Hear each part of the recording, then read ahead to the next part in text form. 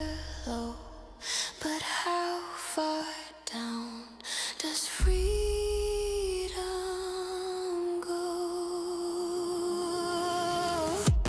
Why submissive women are happier? Is it the lie or the laughter? Hold your tongue and hold your breath. Is it life or just a softer death?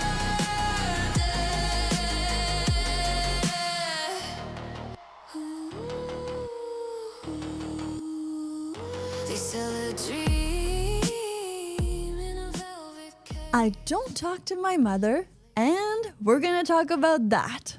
Because yesterday she bought my book. Now, to go with this, I have a quote that I found online, and I feel that it is so on-themed. Some people create their own storms, and they get upset when it rains. You only love me when it rains. You know all these songs about rains. We could talk also about CCR. Like I've only seen rain. Like all of this. All of this is happening. It's happening right now. I'm Marianne Delacroix, also known as Piper Blush on and off the internet, the author of Why Submissive Women Are Happier. Because I asked myself why submissive women are happier, and I found out that I was the answer to this question. And I decided to create the Happy Submissive Podcast. So welcome to everyone, new, old, or blue, doesn't matter. We are talking here about relationship, gender wars, hate mail, and sometimes, well, family issues and personal relationships. Yes, and those come in many forms and many, well, I guess forms, shapes, colors, however you feel things in your own life. And for those of you who are aware or unaware that I wrote Why Submissive Women Are Happier and what it's about, well, it is a memoir. So let me just start with that being said. It's a memoir, meaning it's about my life, right? And we are going to go over all of the things that have come to my mind for the past approximately 24 hours. If I'm being honest, it's been 24 hours that my mother bought my book. She might even be watching this, so hello. I mean, this is a big possibility in my life right now. A lot of things have changed since I was just a baby and I had parents that took care of me, if you can call some of that care. Some of it was just non-existent. But I didn't have quite the awful childhood as some of you might expect. I go over it in my book. But, I mean, it could have been better. It could have been worse, right? Just like they used to say in Kelvin and Hobbes. in Kelvin and Hobbes. We all have our own stories and we all have our own childhood and our own adolescence or teenagehood and then womanhood or malehood. And then, well, life goes on. And this is exactly what's happening in the beginning of my 30s. Well, I decided to write a memoir. And a lot of people do. A lot of people do that. I was just listening this morning to the new movie about that guy that is a musician and that is American. What's the name? Bruce Springsteen. Yeah, there's a movie about Bruce Springsteen. And he made one of his albums when he was in his early 30s.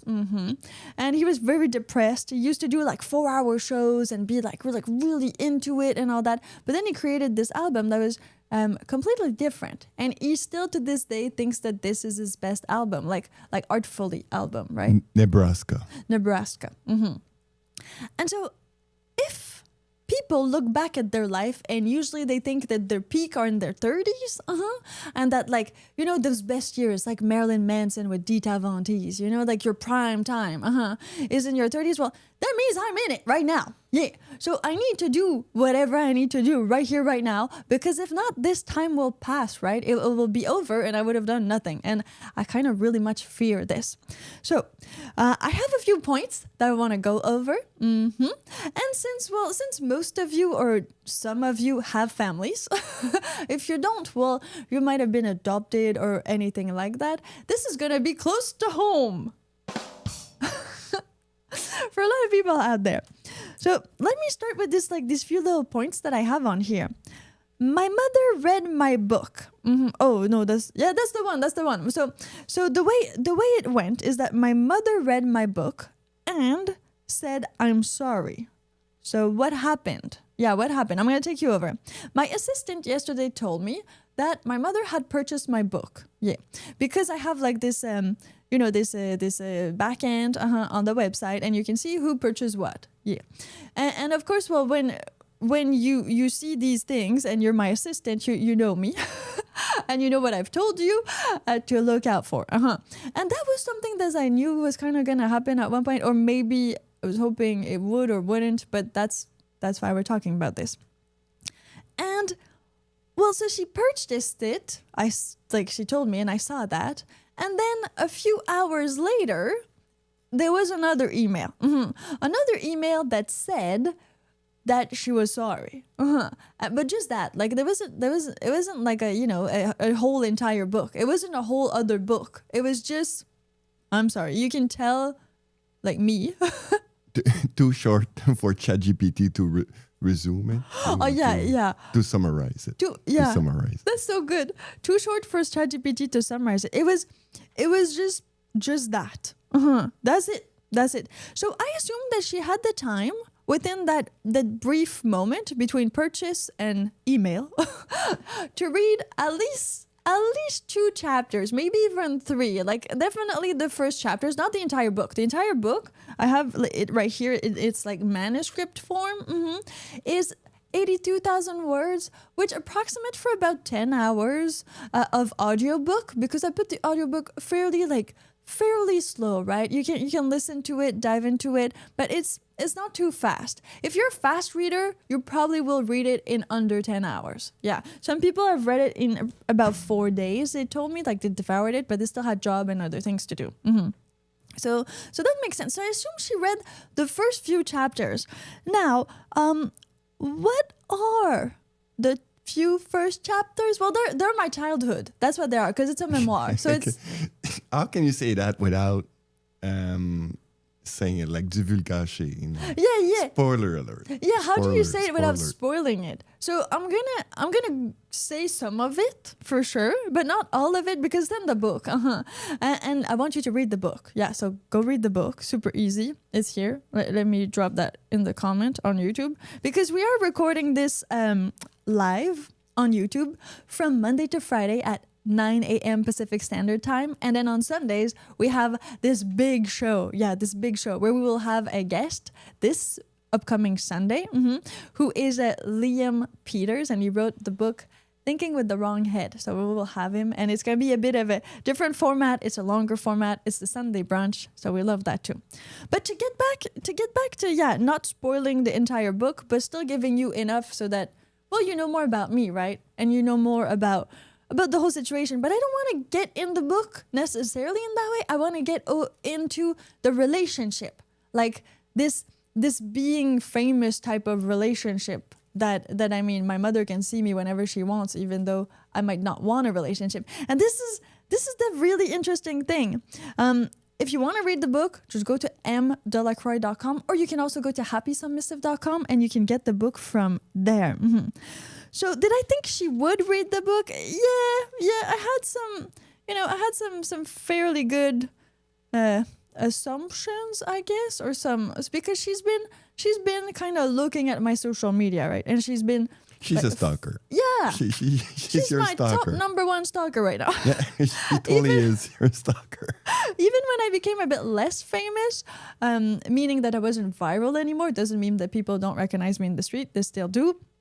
But she was still the one that would find every email address, every new account I created, and just send hey, I'm still here and I love you unconditionally. And the problem, it's me. Yeah, hi. Taylor Swift style. Yeah. I mean, okay. You don't have very much context, but I just told my entire family, mostly her, that I wanted a break and that I wanted not to talk to them for a little bit. Yeah, that's what happened. And then I realized a little bit was my whole entire life. So that's how it went down. And for all of you who are like, oh, you're such a bad person, Piper/Marianne. Like, you're such, yeah, but I did it for myself. And that will go over why I'm happy now and why I wasn't happy. And I cover all of that in my book. But this is definitely it. So I want I want for us to discuss this. And it's going to be quite interesting and fascinating. Because, well, when you have parents, family, friends, like close people that have been with you in your childhood, in your teenagehood, well, you show them something, or they have a vision of you that is completely different from the adult you became, right? And even in adulthood, if you're a person that is in their 50s, I mean, you've definitely gone through a few different stages and a few different phases in your life where you might be a different person in the way that you might have different friends now. You might have a different job, or just you're at a different level in your career. You might have a different girlfriend. And so this makes you change. So this leads me to 90% of my life, like, you've never seen. And that's what the book is. It's like the 90% of my life that nobody has seen. Because as Piper blushed and on the internet, I've shown like what I could show, but that was just 10%. Let's call it like that. I like percentages, right? But the book is like the book, and then it's versus my public persona, who is Piper, who is me on the outdoors. Now, this podcast, Happy Submissive, and everything I'm doing from now on is a bit of a crisscross between the two. So trying to kind of merge these two together into one identity, which is me. and Piper is me, and I am me, but they were just a bit separated because that's how it happened, right? You created a YouTube channel, created like the extraordinary life of an ordinary submissive girl, and went with that message and that type of entertainment, and it was amazing. But now I'm converging the two. I'm trying to like open up to both sides. Yeah. So of course, my mother's perspective on myself is very different than, say, a childhood friend, but it's also very different from yours as a viewer, listener, and everything else that we've gone through together. So since your family has kind of like this perspective of you, and you're still like a public figure, I'm talking for myself here, but I think it's valid for everyone who posts on social media to a certain extent. But let's go to even more, like to fame, to stars. So you're there doing your thing, whether it's your music, your acting, your YouTube, your vlogging, or even like your adult content. You're doing all of that, and your family, right, has access to some of that, but they know you at the same time. And then at the same time, there's this whole other part that if you don't live with them, like they don't know. Even when you're a teenager, how much stuff have you hidden from your parents? I mean, you've hidden stuff from your parents, right? Too much. Too much. See, so people do that. How much do you really know a person? Even if they are your family, even if they are. I think it's the same thing for your parents. They don't know you. No. You know, not your parents. All the parents know. Well, I can ask my father's question. He will never answer. Exactly. But so parents don't really know their child, right? No, exactly. But isn't that the same for most relationships? They think they do. But that's a problem. They think they do. That's they think the problem. They know you. Because they made you, right? Yeah. So I know you. No, you don't. No, you don't. You were not there. You didn't take care of me, or whatever is the reason. You don't know me. There's a difference between educating, giving birth, and all these things, and like feeding and caring, than knowing someone, like knowing really what they like, what they love, how they are, what attracts them, what like makes them scared, than just like consoling them when they do a nightmare. That's completely different. There's parenting, and then there's like understanding an individual. I think maybe psychiatrists and psychologists can do that better than parents. Yeah, I know. In a way. You should choose your parents. Yeah, you should choose your parents, right? Unfortunately, we cannot do that, it seems. So I want to ask you the question. What percentage of your real life do you think your family actually knows about you? So let's mix psychology and percentages. Drop a comment. Tell the person next to you, what percentage do you think your family knows you at? They say kneel down and you'll find peace. In chains of gold, you're released. A pretty smile, a silent song. Is this where we all belong? They whisper low, but how far down does freedom go? Why submissive women are happier? Why I would never read my child's memoir. Boundaries and probably self-protection. Sex scenes. Sex scenes, that's another good one. Imagine flipping the page. I know. I'm gonna go fast on that. Yeah, you probably go fast in the sex scenes in Why Submissive Women Are Happier. You are listening to the Happy Submissive Podcast, brought to you by myself, Piper Blush, Marianne Delacroix. And I wrote the book Why Submissive Women Are Happier, and my mom purchased it yesterday and read some of it and told me that she was sorry. That being said, like, I don't have children. I don't want children. I don't expect I'll ever have children. But still, I think as a grown-up, I can put myself in a situation where I believe that I would never do that. Because I also believe that I would never want to read my parents' memoir. because it's gonna be boring. Definitely they did not have the life I had. No. Totally not. Totally not. So to get back to this angle of like being famous and being an online persona, so having all your life out there for people to see and watch, for your family, your friends, for people you don't even know, to know you throughout what you've put out in the world before they know you. It's very interesting to have this kind of vision, right? So some people that know me as Piper Blush, when they see me, they already have this kind of Piper Blush persona idea, and then they meet me, and it's me. Of course it's me, but it's not all of me. It's part of me in that way. And then the same goes when they meet me as Marianne, and then I present the Piper Blush persona to them. Then they have like, oh, okay, yeah. So shockingly, it's not crazy. They're not like, oh my God, you have two identities and you're two different person and you're like... I think it's just like just one person, just different names, artist name. But at the end, you're just the same person. It's only that like, okay, you do the show, right? At one point you need to do the show. So you're doing the show, and that's the extra. That's when you take drugs. I mean, that's like doing the show is so intense, and it's so there that you have to be this intense, this like hyped version of yourself, to create entertainment and to be there. But it's still you. It's just, can you sustain that? Like, can you be on a stage for 24 hours a day? No. And even crazy rock stars, like we were talking about Bruce Springsteen, who was doing shows for 4 hours.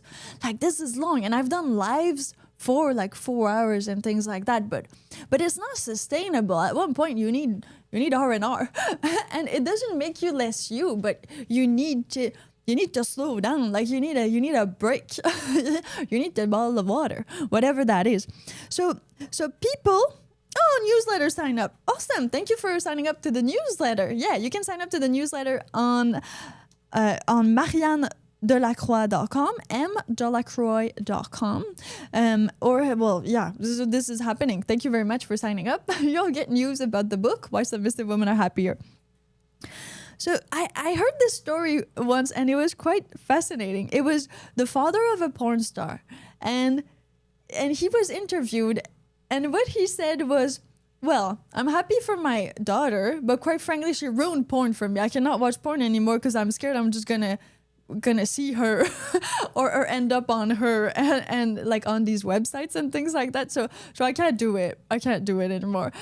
And that I think is like, in a nutshell, what as a parent you must feel like when your child is out in the public doing things, anything really that is like public figure acting, all of these things. I mean, if you're an artist, a photographer, or if you're a painter, it's a bit different because your medium would be not you in front of the camera. It would be you like expressing things, but still you get this this deep dive in your child's mind in that way.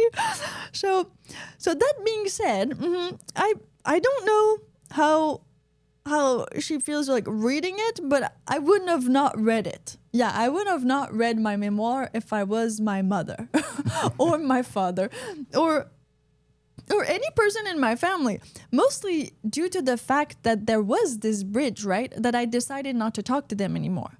So there was wrongdoing, and then, positions were taken to alleviate that and to facilitate like my life. So I chose a position, they chose theirs, and that's it. That's it. But now she's reading it, and that's why I have notes. Because this is very emotional for me, and not emotional in the fact that I'm gonna cry or anything like that, but just in the fact that, I mean, I guess we all have these families, these friends, these people from our old life, let's call it like that. And when you're a public figure, it's harder to like shut that down, because every time you put something out, there's a chance somebody from there is gonna see it, even though you would rather not. But you won't not do your job, right? You won't not do your livelihood. You're a public figure. You have no choice but to accept the fact that even the people that you don't want to see or them to see you, they're gonna end up seeing you. Exactly. That's like the double-edged sword, right? That's what you deal with as a public figure. Like when you told your girlfriend that you did some adult entertainment, they just went right away to watch it. Yeah. You go like, Jesus, I don't want you to see my boyfriend naked. But it's too late. They're already there. They do it. They do it. People are curious. And those girlfriends ask their boyfriend, and the boyfriend goes like, hey, I know that girl. Oh, yeah. And then you're surprised. Yeah, and then they're as surprised. A girlfriend. And then they kind of have this jealousy, hate going on.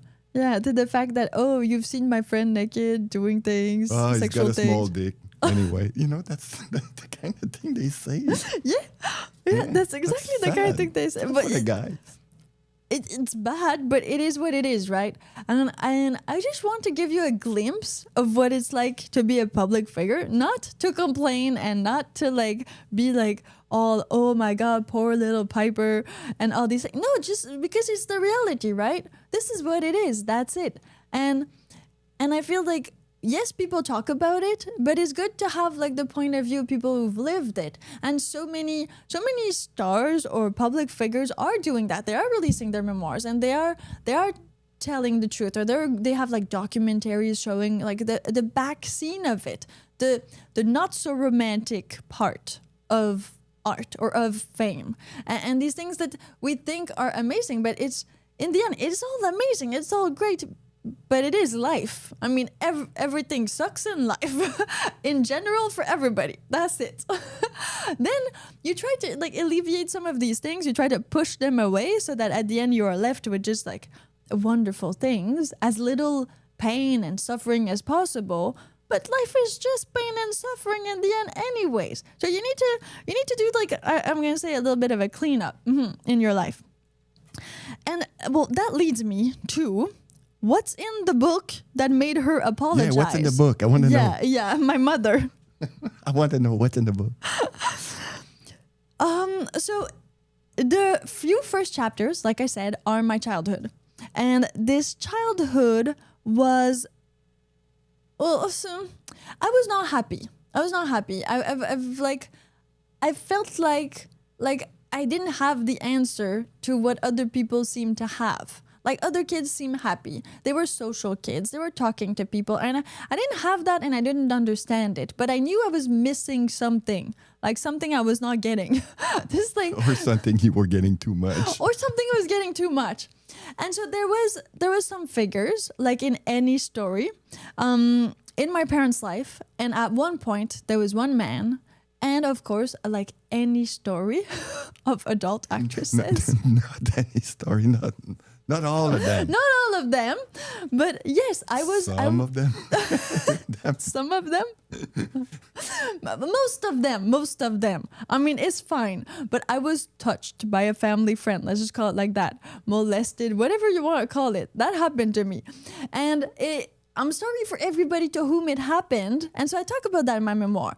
And I talk about how I lived it, not in many details, because I don't think that like it's not the book. It's not the book. The book is not about that and trauma and all these things. No, the book is just about going over like all of these things in my life and the sum of them and the sum of who I am. If you're living through that, or if you know somebody who is living through that, there are many things you can do. So just like ask an AI, like ChatGPT or something. If you need resources, they're out there. They're going to give you phone number. They're going to give you phone numbers for that. So I was lucky enough to have a great support system, being not my family, but being Master and being like as soon as all of this happened, like I started remembering, because I kind of like flushed that out from my life entirely, which is kind of crazy, right? But so when I started remembering and talking to this with Master, he was like, Master was my husband and partner in life and all of that. He was like, okay, you need therapy now. So I went with a psychologist for about 2 years. I mean, we dealt with the whole thing, and it was a great therapy experience. I guess in that way, I feel a lot better, and all of these things have happened. But during that time, I decided to not talk to my family anymore. I needed not to talk to them. There was too much injustice in my mind, too much like lack of like respect and faith in them, right? It just all came in crumbling. So I took that step back, and that is kind of that is in the first chapters of the book. So it's pretty, but it's nice to read, right? It's not it's not like too hard. It sets the table. So that is what is in the book. And also something quite interesting is that, and you told me this yesterday, but to write a book is like having a conversation, but it also one-sided conversation. So my memoir, Why Submissive Women Are Happier, and for the fact that my mother is reading it right now, or maybe she stopped after these first few chapters. Or and after this video. I was like, I'm not doing this anymore. Or for everybody in my family, friend circle, or like all these older acquaintances that will at one point read it or know about it, it's not like, it's the fact that I say all these things and now they can read it and they cannot interrupt me, right? A book you read, you can think about it, you can interpret it as any way you want, but it's me just talking to you. And there's no interruption. The only interruption there would be for you to like stop, take a break. So I find that very interesting, that these people that knew me before can get this side of the story, like my side of the story, in that way, like in that truthful way. That is the truth. That is what happened. I mean, there's no other way. That's it. And for those who didn't listen or didn't want to listen, who weren't sure, well, now you get to read it and you can stop wherever you want. But in the end, that's the truth and that's it. Yeah. So I want to ask you, would you read your child's memoir if you knew you were in it? I mean, if you knew you fucked it up, would you read it? And if you knew, I mean, you didn't protect your child from awful things. I mean, good, I'm still alive. That's great. But yeah, if you knew all of this, drop a comment with the hashtag Happy Submissive. You can put it wherever you want: X, Facebook, Instagram. Just start the conversation, okay? They say kneel down and you'll find peace.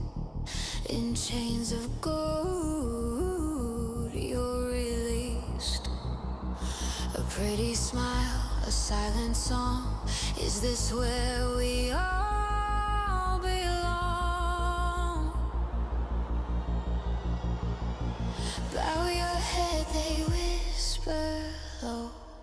But how far down does freedom go? Why submissive women are happier? I'm Marianne Delacroix. also known as Piper Blush, and you are listening to the Happy Submissive Podcast, available wherever you get your podcast. Just call for it on your smart speaker or on the player you usually use, Spotify, Apple, Amazon, everywhere. Have you tested? Test it? I didn't call it yet.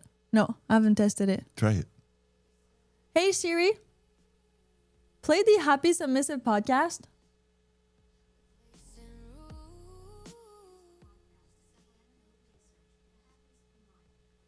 No, Not the right language. not the right language. Hey Siri, stop. Ask Google maybe. Yeah. Hey Google. Okay. Hey Siri, stop. Okay, we're having technical not going issues well. with our end, yeah. All right, but I know people are listening to it, so I Yeah. know it's working. Yeah, it's working. Okay, so people choose drama and I choose happiness. And this is really what the book is about. Why submissive women are happier. And how I was unhappy for many different reasons, and not just because like I was molested. Not that. That's just like, for me, that was almost nothing. Like, in the fact that it happened, it changed my perspective, it changed my trust to people. I was anxious and all that. Yes, it changed my relationship for sure with like adults, and as I was a child and growing up, and with trusting like people in general. But it did not change like me, I feel, as an individual, and as my quest for happiness and my quest for purpose and all of these things that were there way before that happened, like way before. So this has been like a recurring theme in my life. This really like this seeing people that choose suffering or choose drama all the time, right? I feel like it's counterintuitive to want to be happy in our society. It's like, if you're too happy, people criticize you for it. If you're too happy, people hate you. They don't call you back. That's true. They I hate don't. those people. They're so happy. Yeah. If you try to solve their problems, if you try to give them help, or to be like, well, I have a solution for you, or why don't you just do that? Like, you seem to be really into, let's say, I don't know, crochet. Well, ditch everything and do crochet. Like that. I know that's the type of person I am right now. and that is, for some people, so discouraging, and it's so frightening, I guess.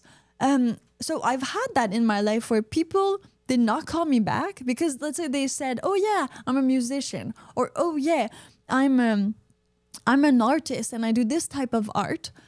And then I was like, oh, this is great. Let's do it together. Let's all do it together, and let's work together, and let's create art. And in the end, it was not that, right? It was just kind of a hobby, or it was just, oh yeah, but I want to do that, but I want to do it like on the side, or I don't want to put that much effort into it. And so now they're faced with my face and me, myself. Each time they see me now, they're like, oh, yeah, I told her I was an artist, but quite frankly, I'm not doing it to the extent that, let's say, she's doing it. And so, it's hard. Because every time I would see them, I'd be like, so where you at with your project? And I'm not doing that to piss them off. I'm doing that to support them and to try to help them doing their project. Because well, if you know me, you see how much projects I've done, like how many things we've gone through, and how it's easier when you're a team, when you're a lot of people. And I talk about that in my book as well. Like, the more you are with creative endeavors, the better it goes. And so I just feel like people choose to watch Netflix instead of starting a project. They choose. There's too much of Netflix. There's too much Netflix. Like the other time. Not enough chill. Not enough chill. The other time, like, we were going over all of these like episodes and all of these series, and I was like, wow, this series has like 3 series in it, and I haven't even seen the first series, so it's been airing for 3 years and I don't even know about it. Like, there's so much entertainment out there nowadays that it will be physically impossible for any human to consume, even, I guess, a percentage of that. But not only that, I mean, people choose that over life. Like, they choose drama, and they choose like to be miserable, and they choose all these things because for some reason pain feels like something and it feels good and they're used to it. Well, for me, even as a young child, I didn't like that feeling. Like, I really didn't like it. I didn't know any better and I didn't know how to get out of that feeling, but I did not like it and I didn't want it. So I believed, I had like this faith that there was something elsewhere. There was something more. And that I would find that at one point. Because if I kept searching, I would find my people. I would find how to become happy. What chapter is this? Oh, okay. The finding the happiness. That's like chapter 3. Yeah. 3, so, okay. Yeah, 2, 3, and then 4. 4 becomes like 1, 2, 3. Because like it's been like a team since I was like a young child, right? But it has evolved, like with consciousness, and with just like being an adult. You slowly but surely try to find ways to do that are more concrete than just as a child watching like a TV show. In that sense, yeah. So it's the same as in The Matrix, right? If you've seen the movie The Matrix, or like you know of the concept of The Matrix, the concept of The Matrix is that these alien entities, this Matrix, like these computer people, I don't know how to call them, like those guys that have sunglasses. Well, they The agent. the agent. Not the same agent as AI now. It's totally different. But Different agents. Still agents. So these agents, they created the Matrix, and when they created it, it was like utopia. It was like paradise. Whatever you want to call it, that's what it was. But people did not believe in it. So they were suffering. They were suffering. They were suffering in all the They happiness. were not happy. In the happiness. There There was too much happiness. So they were not good batteries. Exactly. They weren't good batteries, because that's the whole point, right? We are this human energy. and so they tweaked the Matrix, to be more human, I guess. So to be more painful, to have more suffering in it, to feel like real life, like work, pain, suffering, all these things. So they did not give humans paradise. They give them real life, right? And that made a lot of battery power. That made power, pretty much. And so Humans needs to suffer. for some reason, humans need to suffer. And I understand like the parallel between suffering and feeling happy, and that if we would not have one, we wouldn't know the other.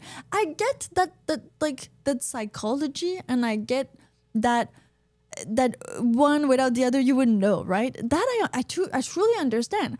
But there is, like I said at the beginning, there's already so much pain and suffering in the world that you don't need to add on top of that. Whatever you do, you will suffer, and you will have pain in your life. It will happen. You can just get old and your knees will hurt. You will have a friend and something's gonna happen to them, like death, and you will suffer. I mean, these things will just happen whether you want them or not, because they are out of your control. So within your own life and your own control, you should want to be happy, and you should want to move away all these things that make you unhappy and that are pain and suffering. Because don't worry, if you're Even if it's family. Even if it's family. Yeah.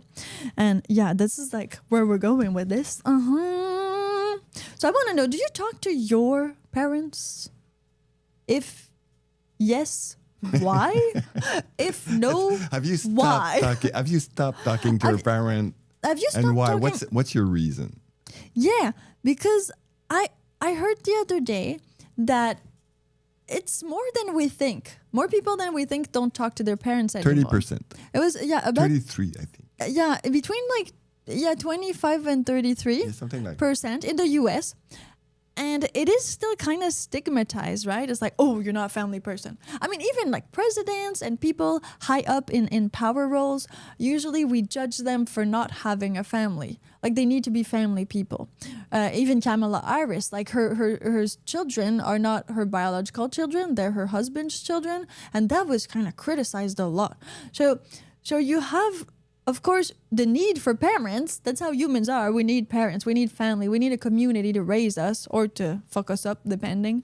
But in the end, I mean, they're just people. And maybe they hurt you, and maybe they create more pain and suffering in your life. So you need to get away from them. And that is not a choice that they make. That is a choice that you make of course it affects them. I mean, of course I wrote a book, Why Submissive Women Are Happier. And of course there is my story in there. There's my truth, and it's the truth. So of course it's going to affect them indirectly in that way, because by sharing my story, I'm sharing their story or parts of their story. Now, if they disagree or whatever, they could just go and write their own books. Yeah, that's fine with me. Let's do that. And like I said, I will not read them, so enjoy.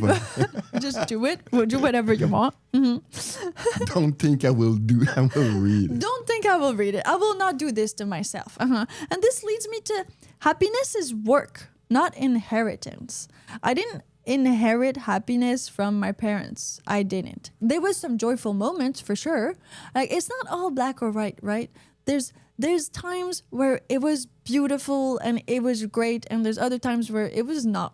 And that's just it. But in the end, if I take all of that, I realized that there was more of the bad than I thought there was. And so I left. And I chose, and that's the really important word here. It's a choice, right? It's a choice. I chose not to submit to my parents, to family.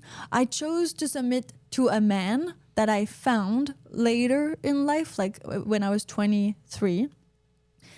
Because my submission to him brought me more happiness, more joy, more of being myself. Unfortunately, it wasn't like that with my parents and my family. I wish it would have been. I mean, that would have been kind of easier, right? You love your parents, they love you, this great love, yeah? But you have affinities too, and they see you for who you are, and they try to push you to be this person that you really want to be and that you were meant to be in that way.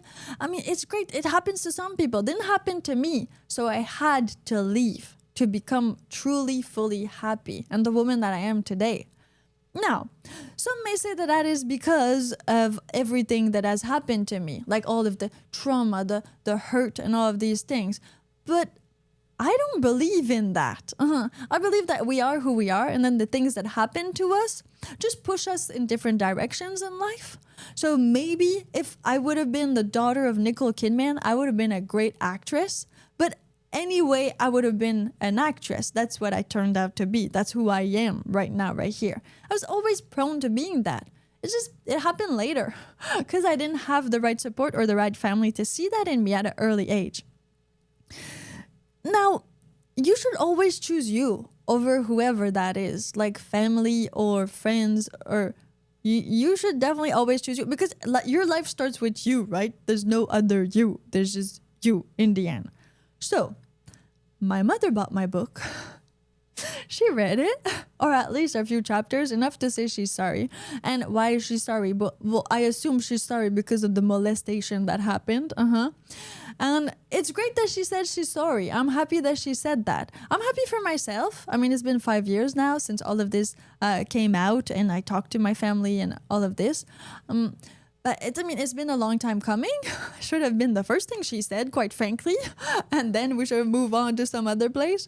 But I am in that space where I wrote the truth. I wrote Why Submissive Women Are Happier. And now I can finally have this conversation with her if she reads the book in that way. So she reads my part of the story. Do I want to have a conversation? No, I don't. Do I want to talk to all of them again? No, I made my choices and I stick with them so far. I always can change my mind. I believe in that. You can change your mind whenever you want. But I believe there's boundaries. And I believe when you decide to do adult content, your parent don't necessarily need to watch it, right? And when you decide to write a memoir, your family and close friends don't necessarily need to read it, because it will definitely affect them, especially if it talks about them in a way that they did not protect you, or that they were, or for my friends, let's say some of them were against or not for or did not support. So it's all in the book. Yeah, Why Submissive Women Are Happier. And you are listening to the Happy Submissive Podcast, which airs from Monday to Friday at 9 a.m. Pacific time on this channel, but also you can listen to it whenever and wherever you get your podcasts. Yes, that's very important. Also, we started the movement Happy Submissive because, like my book title says, I believe that if you find someone to submit to consciously, they will bring you further than your parents who you might have not submitted to consciously in the first place. They're just your parents, right? So you were there, you were doing whatever you were doing, but you were submitting to them. You were submitting because you needed survival. You needed for them to provide for you and to help you, especially in those early ages of your life. But as you become older, you need to reconsider this submission that you've given so freely and so needfully to your parents and maybe your childhood friends and all of these people that surrounded you from a young age. You should send this book to any people that you know that are not happy right now. Maybe they can change. It's going to change their life or something. Mm-hmm. Yeah, probably, because it is a true story, and that's how people connect, right? With stories. You can find the book on happysubmissive.com, and you can join the Happy Submissive movement by using the hashtag #HappySubmissive. Everywhere you talk about all of these things related to submission. And we're not just talking about kink and BDSM here. We're talking about the fact that we submit to authorities. We submit to our parents. We submit to our bosses. We submit to people in real life. So do you know who you're submitting to? And how is that affecting your happiness? Because I chose who I submit to. And I am happy now for doing that. So that's it for today. We'll see you on Sunday for the Sunday brunch with Liam Peters. What's happening on Sunday? Sunday, it's a longer format, and we have our first... Not that one. This one! And we have our first guest, Liam Peters. He is a Vancouver author. He wrote the book Thinking with the Wrong Head about all of his sexual misadventures in his like 20s-ish. Yeah. He's about my age now, I believe. And it's interesting because Liam and I have nothing in common, but also some things in common. So this is a male perspective on, well, how guys, or him in particular, thinks with his penis. But he is also like this individual, this person, and he wants to respect women, and he wants to be like this intellectual person, but it's confronted to his penis, which is called Mickey, and his mind is called Lars, and they're kind of talking to each other in the book. You can get the book on Amazon, it's there. But also, well, if you just want to have a conversation with him and with me, this is all going to happen on Sunday, the 26th of October. If you miss it, don't worry. It's going to be everywhere where you listen to your podcast. It's already on the site. Yeah, it's already on YouTube. Be notified. Yes, you can go directly on YouTube in the Sunday Brunch playlist, and you can click on the bell so that you're notified when we are on air, so that you don't miss it. And the Sunday is going to be more interactive, so you get always to ask comments and we answer your questions. It's really a conversation with the viewer or the listener in real time because it's live, and which is a bit different from our Monday to Friday podcast, which are podcasts that are already kind of pre-done and all of that. If there's good comments or comments that are on subject, not just hello, which I like, and good morning, which is great, then I do go over them in the live as well. So I think this concludes this episode of the Happy Submissive Podcast. People need to read the book. People need to read the book. People need to be happy. People need to stop with the drama and the family problems and all of that. People need to consciously choose to submit to worthy men. I mean, to men that can bring you places. And if you're a man, you should also read it, because you should want to find a woman that will submit to your ways in a way that you will both flourish, and you will both be better at life together. You will build a true partnership, and be happy about that, and build podcasts later on in your life. See you in the next one. They say kneel down and you'll find peace. In chains of gold you're released. A pretty smile, a silent song. Is this where we are?